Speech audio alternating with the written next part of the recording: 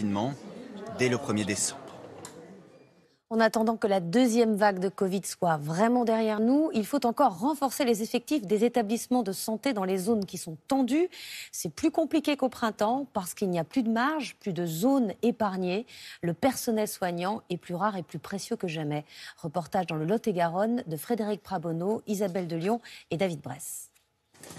Au printemps dernier, ils étaient nombreux à venir aider les régions frappées de plein fouet par la première vague, comme ces anesthésistes réanimateurs de Toulon en renfort à Melun. Cette clinique d'Agen avait alors envoyé 3 infirmières en région parisienne, dont Patricia Pradin. Il y a beaucoup de personnel qui n'était pas en activité sur le bloc opératoire.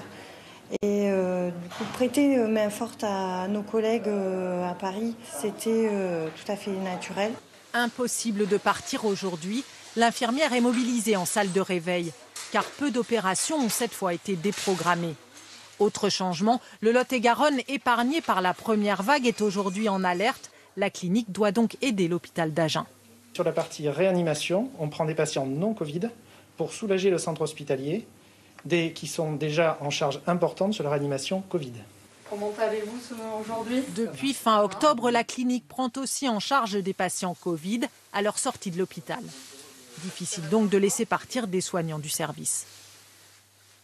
Actuellement, moi je ne peux pas me permettre d'envoyer mes équipes ailleurs.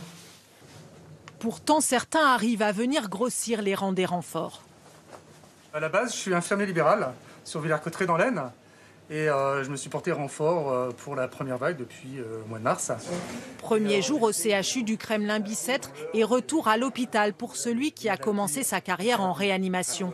Précieux pour le chef du service, surtout qu'il veut cette fois continuer d'accueillir un maximum de patients négatifs au Covid. C'est un personnel hautement spécialisé et qui est rare. Il va falloir absolument essayer de donner tout ce qu'on peut en soins pour les Covid+, et les Covid-. Et là-dedans, on a besoin d'avoir des équipes paramédicales qui sont derrière. L'infirmier vient au CHU 4 jours par semaine pour 48 heures de travail, alterné avec son cabinet où il a pris une remplaçante. C'est pas évident déjà au point de vue familial. J'ai ma femme qui est infirmière, donc qui comprend le fait que je sois ici. Les enfants, c'est un peu plus délicat, parce que papa manque.